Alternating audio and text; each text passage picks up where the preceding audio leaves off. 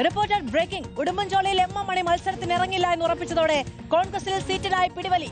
മണി മാറിയതോടെ വിജയസാധ്യത വർദ്ധിച്ചുവെന്ന വിലയിരുത്തലിൽ സീറ്റിനായി അവകാശവാദം ഉന്നയിച്ച കൂടുതൽ നേതാക്കൾ രംഗത്തെത്തി.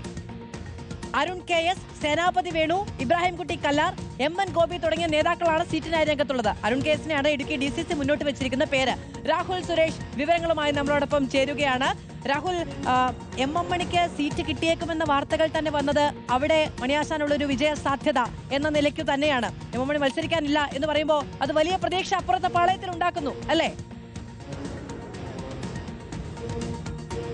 അങ്ങനെ തന്നെയാണ് മാധു. കാരണം എം മണി മാറി നിൽക്കുന്നതോടെ വിജയസാധ്യത കോൺഗ്രസിന് വർദ്ധിച്ചു എന്നതാണ് കോൺഗ്രസിന്റെ വിലയിരുത്തൽ. ഒരുപക്ഷെ എം മണി മൂന്നാം തവണയും മത്സരിച്ചു വരുന്നുവെങ്കിൽ എം മണി മത്സരിക്കുന്ന സാഹചര്യം ഉണ്ടായേനെ. പക്ഷേ നിലവിലെ രാഷ്ട്രീയ സാഹചര്യം മാറി എന്ന വിലയിരുത്തലിൽ തന്നെയാണ് കോൺഗ്രസ് ഉള്ളത്. അതുകൊണ്ട് തന്നെ ഇത്തവണ നല്ലൊരു സ്ഥാനാർത്ഥി വരികയാണെങ്കിൽ മത്സരിച്ച് കയറാം, ഉടുമ്പൻചോല മണ്ഡലം തിരികെ പിടിക്കാം എന്ന് കോൺഗ്രസ് കണക്ക് കൂട്ടുന്നു. നേരത്തെ എം മണി മത്സരിക്കും എന്ന വാർത്തകൾ വന്നിരുന്ന സാഹചര്യത്തിൽ 2 സ്ഥാനാർത്ഥികളുടെ പേരായിരുന്നു ഉയർന്നു കേട്ടിരുന്നത്. അതിലൊന്ന് അരുൺ KSന്റെ പേരും മറ്റൊന്ന് സേനാപതി വേണുവിന്റെ പേരുമായിരുന്നു. അരുൺ KS യുവ നേതാവാണ്. മാത്രമല്ല ഈ ഉടുമ്പൻചോല മണ്ഡലത്തിൽ കാര്യമായി ആളുകൾക്കിടയിൽ വേരോട്ടമുള്ള ഒരു ആൾ കൂടിയാണ്.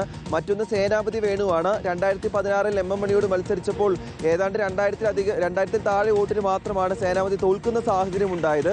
ഇപ്പോൾ 2 പേരുകൾ കൂടി ഉയർന്നു കേൾക്കുകയാണ്. അതിലൊന്ന് ഇബ്രാഹിംകുട്ടി കല്ലാറാണ്, ജില്ലയിലെ പ്രധാനപ്പെട്ട കോൺഗ്രസ് നേതാവാണ്.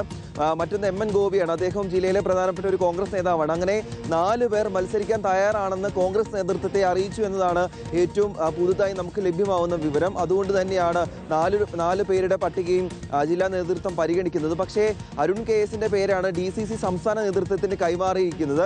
അരുൺ KS മത്സരിച്ചാൽ ഉറപ്പായും വിജയിക്കുമെന്ന് DCC കണക്ക് കൂട്ടുന്നു. അതുകൊണ്ട് തന്നെ അരുൺ KSനെയാണ് മുൻതൂക്കം ലഭിക്കുന്നത്. പക്ഷേ സംസ്ഥാന നേതൃത്വത്തിന്റെ തീരുമാനം ഇതിൽ പ്രധാനമാകും എന്ന കാര്യത്തിൽ യാതൊരു സംശയവുമില്ല.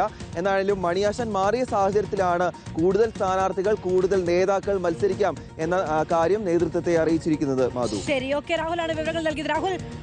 രാഹുലിനോട് ഒരാൾക്ക് സംസാരിക്കാനുണ്ട്. രാഹുലിന്റെ പേര് രാഹുൽ സുരേഷ് എന്ന പേരിൽ തന്നെയുള്ള ആളാണ്. അപ്പോൾ രാഹുൽ ഒരു ഹായ് പറയണമെന്ന് പറയുന്നുണ്ട്. ഒരു ഹായ് പറഞ്ഞോളൂ. പോരട്ടെ? Hi hi.